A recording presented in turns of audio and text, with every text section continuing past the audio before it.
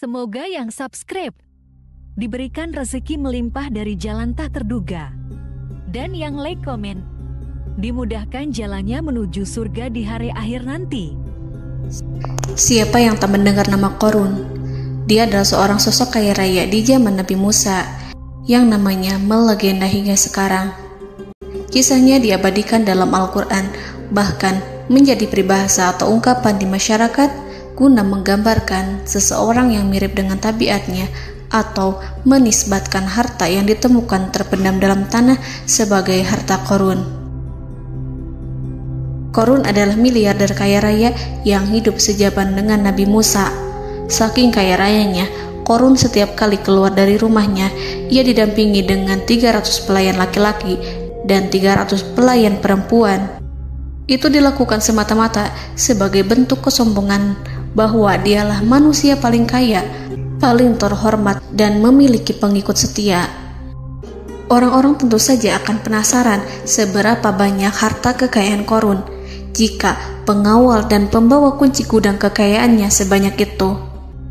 Lalu berapa banyakkah harta yang dimiliki Qorun yang disimpan di dalam gudangnya tersebut? Sebelum saya melanjutkan, dimohon untuk menonton video ini sampai selesai supaya tidak ada kesalahpahaman dalam memahami isi cerita, serta mohon bantu channel ini semakin berkembang dengan cara tekan subscribe dan silakan tinggalkan like serta komen positifnya. Semoga dukungan pemirsa Risalah Kehidupan bernilai pahala dan menjadi wasilah dimudahkannya segala urusan pemirsa sekalian. Pemirsa Risalah Kehidupan, di zaman sekarang, banyak orang yang mengistilahkan rezeki yang tak terduga dengan istilah harta Qorun. Lalu, dari manakah sumber harta kekayaan Qorun yang sangat luar biasa itu? Serta di manakah Qorun dan hartanya ditenggelamkan? Siapakah Qorun dan bagaimana kisahnya dengan Nabi Musa? Qorun merupakan kaum Nabi Musa alaihi salam. Disebutkan oleh Ibnu Jurayj, nama lengkap Qorun adalah Qorun ibnu Yashar, ibnu Qahis, ibnu Lawi, ibnu Yakub. Ia merupakan putra paman atau sepupu Nabi Musa alaihi salam. Pasalnya, Nabi Musa alaihi salam sendiri adalah putra Imran, sedangkan Imran adalah putra Qahis. Dengan kata lain, Qorun masih satu kakek dengan Nabi Musa alaihi salam, yakni kakek Qahis. Ia adalah umat Nabi Musa yang taat. Tidak hanya memiliki banyak harta, Qorun juga termasuk orang yang cerdas dan berilmu. Ia menguasai ilmu duniawi dan ilmu ukhrawi, dan tercatat bahwa Qorun adalah ahli di bidang kimia. Dirinya tercatat sebagai ahli kitab Taurat setelah Nabi Musa. Kepandaian Qorun dalam ilmu agama membuat dirinya sering disebut dengan ilmu nawir, atau orang yang memberi cahaya dan penerangan. Suaranya terkenal merdu dalam membaca kitab Taurat. Selain itu, Qorun juga lihai dalam berbisnis. Ia mengetahui trik investasi yang menguntungkan, serta jalur perdagangan internasional yang strategis di zamannya. Kekayaan Qorun begitu banyak, sebagaimana tercatat dalam surat Al-Qasas ayat 76. Sesungguhnya Qorun termasuk kaum Musa, tetapi dia berlaku aniaya terhadap mereka. Kami menganugerahkan kepadanya perbendaharaan harta yang kunci-kuncinya sungguh berat dipikul oleh sejumlah orang-orang yang kuat. Dalam riwayat Kaisamah disebutkan, kunci gudang kekayaan Qorun dibutuhkan 60 bigol atau sejenis kuda kecil. Ukuran kuncinya sebesar jari, bahannya terbuat dari kulit, dan setiap kunci digunakan untuk satu gudang. Maka keluarlah Qorun kepada kaumnya dalam kemegahannya. Para ulama tafsir menjelaskan, Qorun keluar dengan mewah diiringi dengan 300 gadis berbaju merah dan 4.000 kendaraan kuda. Tak heran, iring-iringan Qorun itu mengundang decak kagum mereka yang gandrung terhadap harta kekayaan, sebagaimana yang terekam dalam ayat Al-Quran. Moga-moga kiranya kita mempunyai seperti apa yang telah diberikan kepada Qorun. Sesungguhnya ia benar-benar mempunyai keberuntungan yang besar. Quran Surat Al-Qasas ayat 79. Namun tak sedikit kaumnya yang mengingatkan. Ingatlah ketika kaumnya berkata kepadanya, "Janganlah engkau terlalu bangga, sesungguhnya Allah tidak menyukai orang-orang yang terlalu membanggakan diri," atau farihin. Ulama menafsirkan istilah farihin di sana juga berarti takabur, zolim, berbuat kerusakan, arogan, dan tak mau bersyukur terhadap nikmat. Mengenai dari mana asal-usul kekayaan Qorun, ada beberapa riwayat yang memberitahukan tentang asal-usul kekayaan Qorun. Sumber pertama menyebutkan bahwa jauh sebelum memiliki kekayaan, Qorun hanyalah seorang lelaki miskin yang tidak mampu menafkahi keluarganya. Anaknya sangat banyak. Lalu suatu ketika Qorun datang kepada Nabi Musa. Ia meminta Nabi Musa alaihissalam untuk mendoakannya agar Allah memberikan harta benda yang banyak. Qorun juga meminta Nabi Musa mengajarinya ilmu kimia dan ilmu-ilmu kehidupan lainnya. Qorun dikenal sebagai orang yang soleh dan mengikuti ajaran Ibrahim dengan baik, sehingga tanpa pikir panjang Nabi Musa alaihissalam menyetujui permintaannya. Allah Subhanahu wa Ta'ala mengabulkan doa Nabi Musa. Qorun diberikan kecerdasan luar biasa dan menguasai ilmu yang telah diajarkan kepadanya. Qorun menguasai teori dan praktik pembuatan emas permata dan beragam perhiasan mewah lainnya. Ia juga pakar dalam ilmu arsitektur, rancangan bangunan, penataan kota, dan lain sebagainya. Tidak lama setelah itu, hidupnya berubah. Qorun pun hidup dengan bergelimbang harta. Ribuan gudang yang dimilikinya penuh dengan emas dan perak. Namun sayangnya, keberuntungan yang didapatkannya membuatnya gelap mata.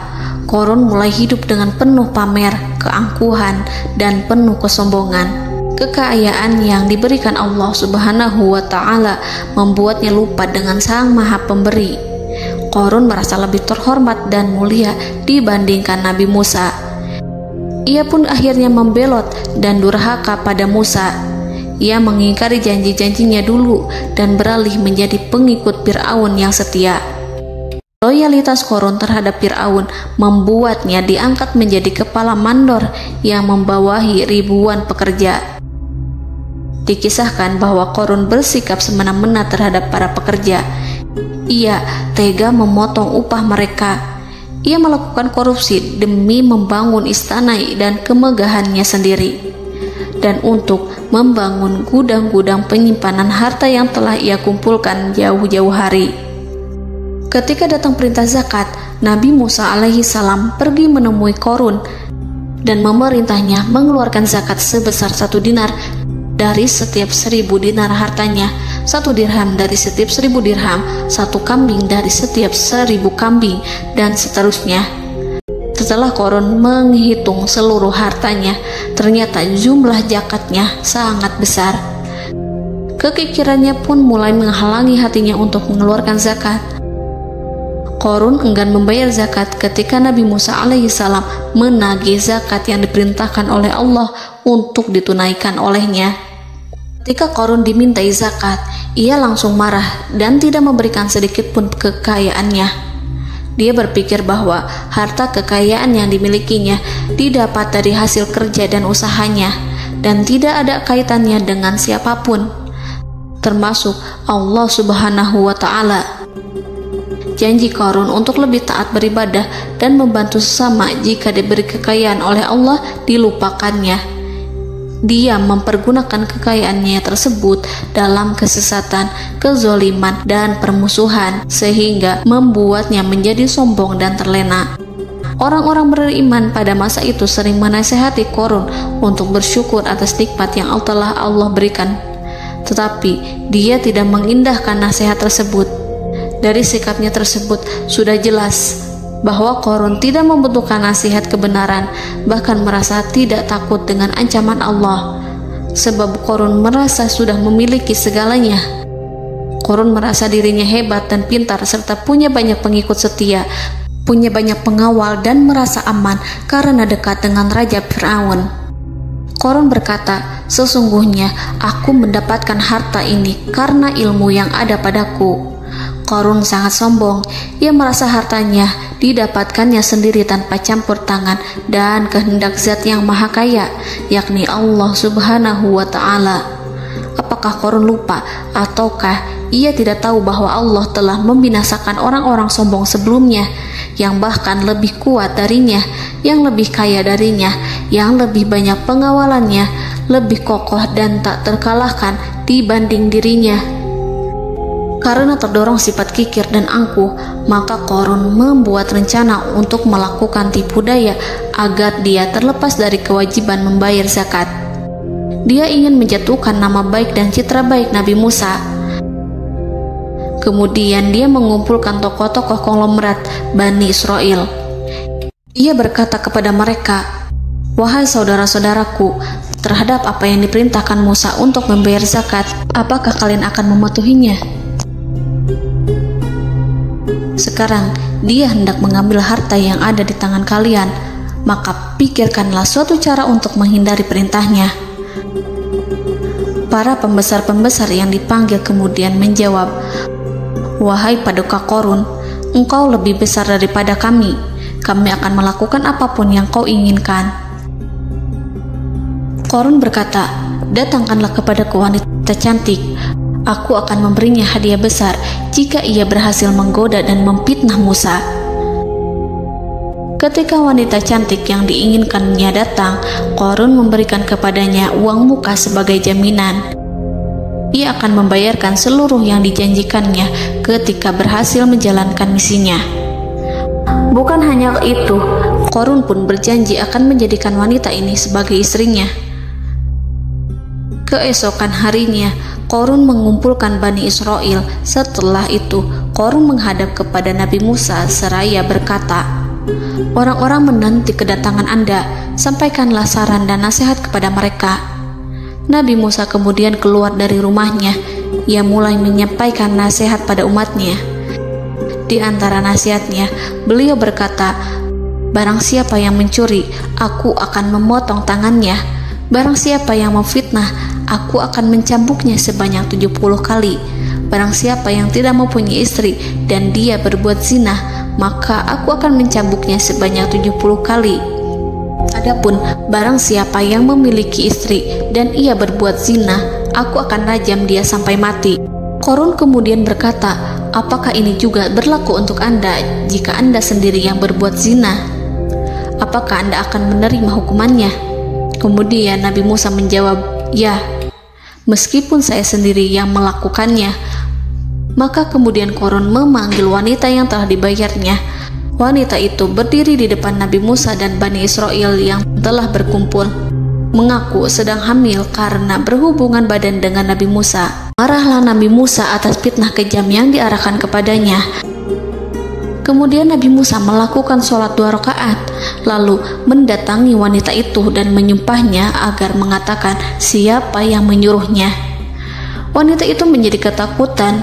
Ia bergemetar di depan Nabi Musa dan mengaku bahwa yang menyuruhnya adalah Korun. Lalu wanita itu bertaubat dan meminta maaf kepada Nabi Musa.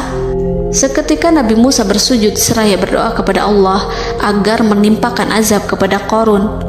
Allah memberi wahyu kepada Musa bahwa bumi telah dijadikan tunduk kepada perintah Nabi Musa. Kemudian Nabi Musa berkata kepada bumi, "Wahai bumi, telanlah Korun beserta kekayaannya, habiskanlah semua." Kala itu Allah menurunkan wahyu kepada Musa alaihissalam untuk memerintah bumi apapun yang diinginkannya. Begitu Nabi Musa alaihissalam datang dengan wajah sangat marah, barulah Korun merajuk, "Wahai Musa, sayangilah aku." Sementara Nabi Musa alaihissalam tak bergeming. Beliau lantas berkata pada bumi, "Wahai bumi, ambillah mereka." Seketika rumah Korun mulai bergetar. Korun dan antek-anteknya mulai dibenamkan hingga bagian lututnya. Rumahnya ikut turun sedalam lutut. Korun kembali merajuk, "Sayangilah aku Musa." Rumahnya kembali berguncang. Kini Korun dan kawan-kawannya kembali terbenam hingga pusar. demikian pula rumahnya. Korun terus merajuk, "Wahai Musa, sayangilah aku." Sementara Nabi Musa alaihissalam kembali meminta bumi, "Wahai bumi, ambillah mereka." Rumah Korun berguncang lagi, sementara Korun dan kawan-kawannya terus terbenam hingga bagian tenggorokannya. Demikian pula rumahnya. Korun lagi-lagi menjerit, "Wahai Musa, sayangilah aku." Namun Nabi Musa alaihissalam tak bergeming. Beliau terus meminta bumi menelannya, hingga akhirnya Korun dan kawan-kawannya hilang seluruhnya ditelan bumi. Tak lama setelah itu Allah berkata, "Wahai Musa, apa yang membuatmu bersikap demikian? Padahal demi kemuliaanku, andai dia Korun berdoa kepadaku, niscaya aku akan rahmati. Maka kami benamkan dia beserta rumahnya ke dalam bumi, maka tidak ada baginya satu golongan pun yang akan menolongnya selain Allah, dan dia tidak termasuk orang-orang yang dapat membela diri." Quran Surat Al-Qasas ayat 81. Lalu di manakah lokasi ditenggelamkannya Korun beserta harta bendanya? Konon berdasarkan kepercayaan beberapa masyarakat setempat, Korun ditenggelamkan di sekitar sungai atau danau Moris yang terkenal di kota Payom, negara Mesir. Korun konon mendirikan istana dan di tempat itu pula ia ditenggelamkan. Dahulu, Korun berkeinginan membangun sebuah istana, namun tidak diizinkan oleh Fir'aun jika istana itu dibangun di samping istana Fir'aun. Terlebih, Korun juga tidak ingin membangun istana di tengah pemukiman Bani Israel yang terletak di tanah Jasan. Fir'aun pun memberikan tanah di wilayah Fayom. Kemudian di tepi sungai Payom inilah Korun membangun istananya yang megah, dan di dalamnya ia membangun Al-Khunuj, gudang penyimpanan harta berisi emas dan perak. Salah satu bukti arkeologis yang dapat dijumpai di lokasi tersebut adalah runtuhan bangunan yang diduga sebagai tempat tinggal Korun yang berjarak sekitar 2 km dari Danau Korun. Menurut beberapa sumber, bangunan yang masih berdiri kokoh tersebut adalah benteng yang dibangun oleh Korun. Namun ada juga yang mengatakan bahwa bangunan tersebut adalah tempat tinggalnya. Wallahu a'lam. Semoga kita semua dijadikan orang yang Allah mampukan menjadi orang kaya namun tidak seperti Korun,